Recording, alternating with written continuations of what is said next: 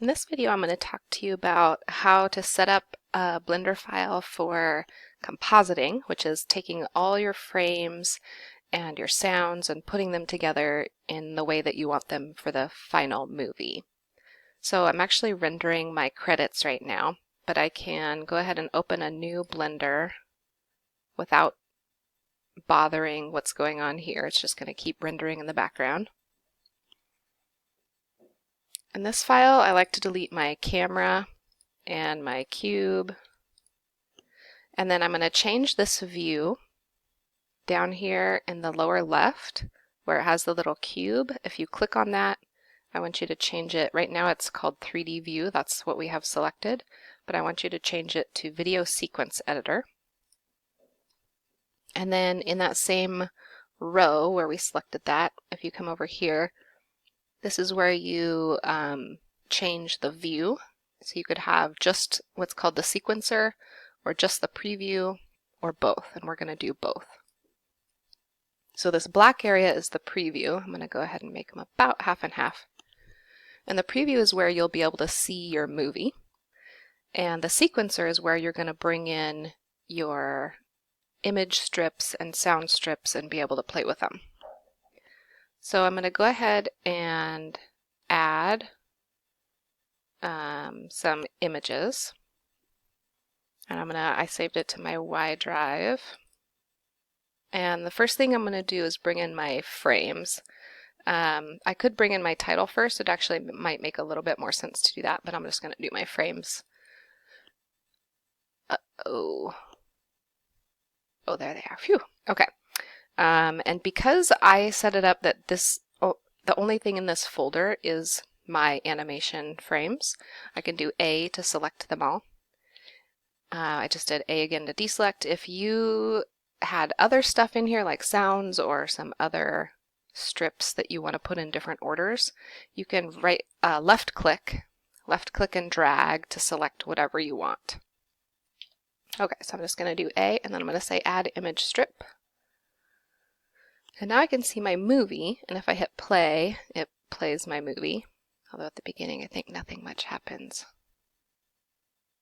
Oh, the first time through, it's kind of, I think it's called buffering.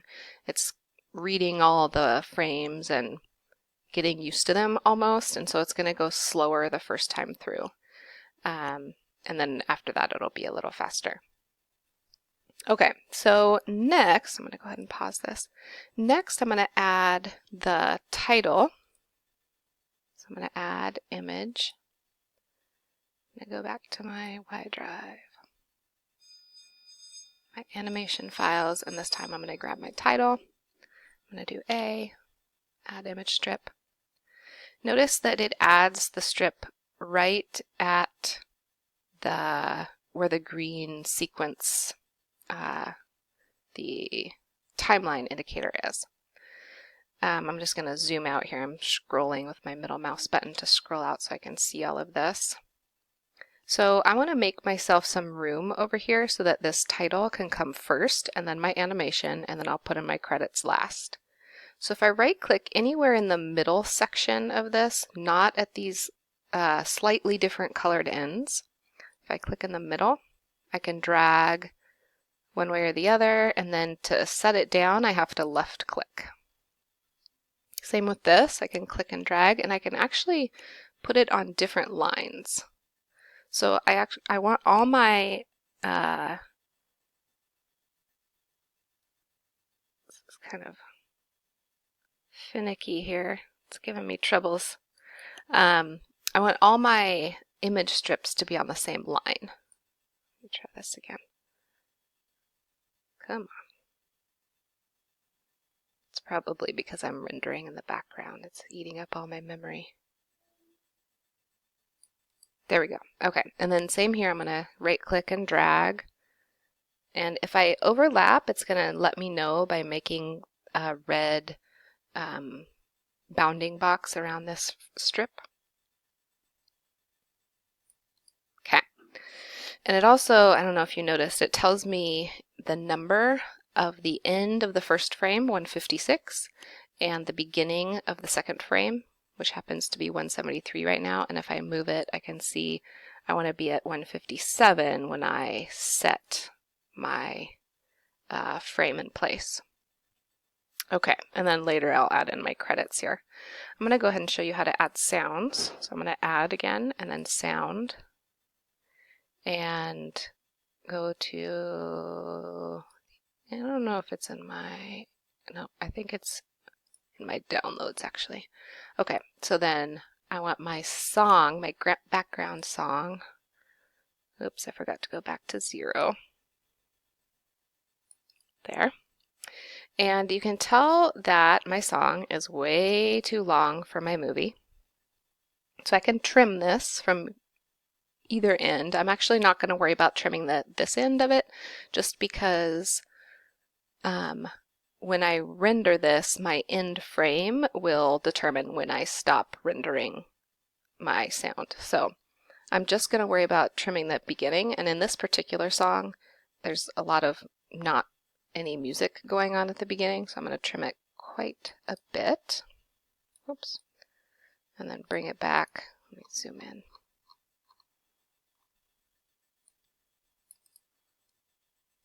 Oh, I keep clicking with the wrong click. All right, here we go.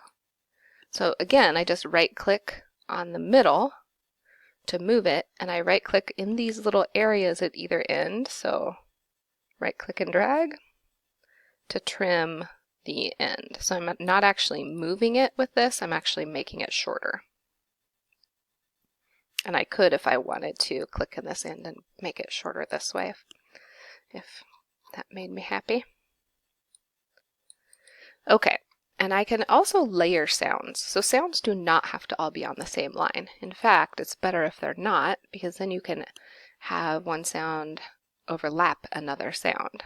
So I'm going to add another sound, and I have this slide whistle that I'm going to add in. And then maybe right there, I want to add a chopping log sound.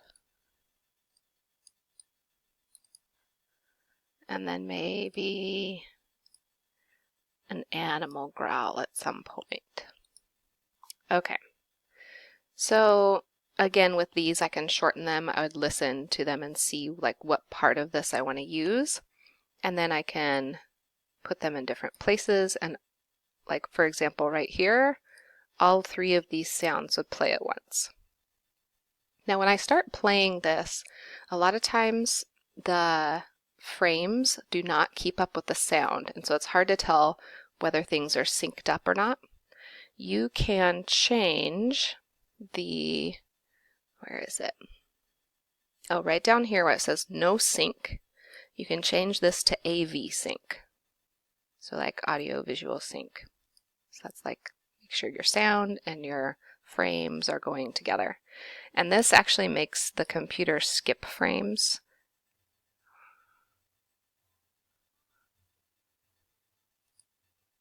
Okay, so as I play this, I have my headphones on and I could hear the music going, and then this was starting to come in. It's probably a little early for the slide whistle and nothing's actually going on, so maybe I would want to slide that down. And this one maybe should come up here.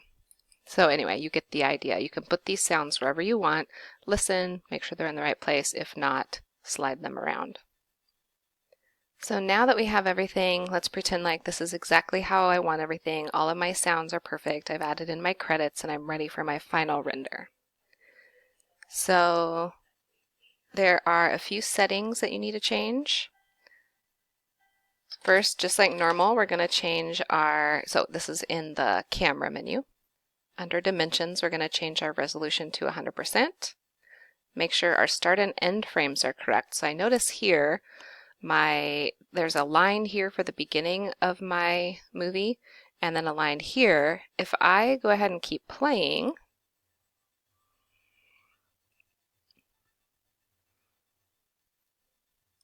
you can tell, first of all, you can tell that it's kind of skipping frames as it goes, and that's to make sure that the sound is synced with the frames.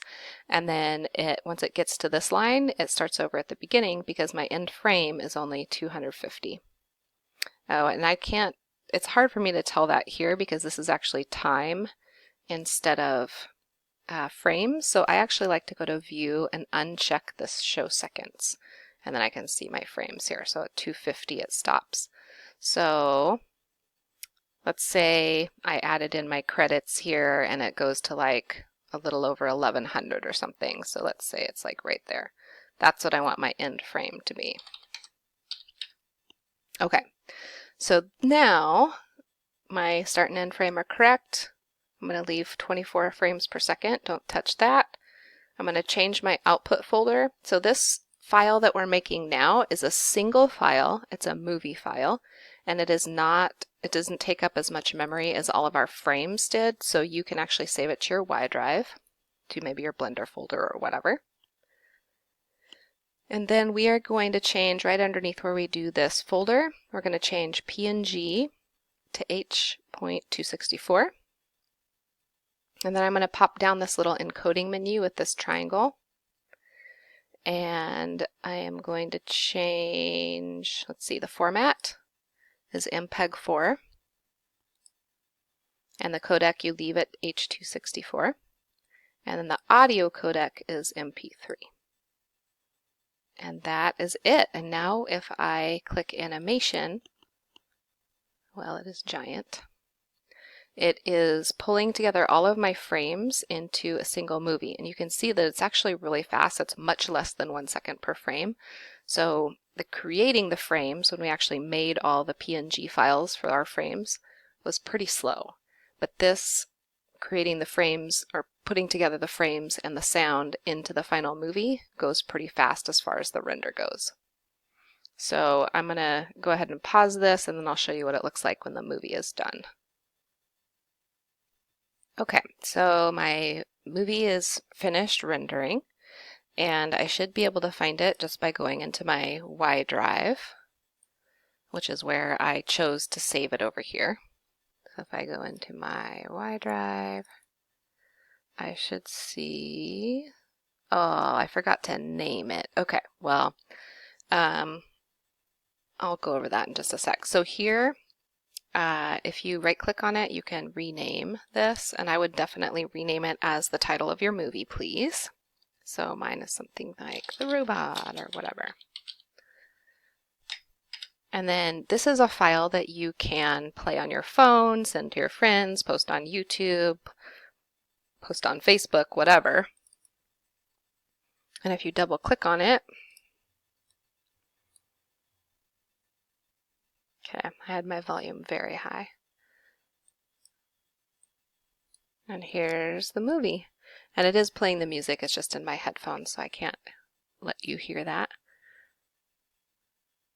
Okay, so anyway, that's the movie. And let me go over how to set the name of the file here. When you set your output folder, you can actually set the name of the file here, just like if you were saving it. You click, you find where are you going to save it, and then what is it called, just like if you're saving a Blender file. So this is the robot, and then accept. And if I was going to render this again, it would actually give me that name for my file.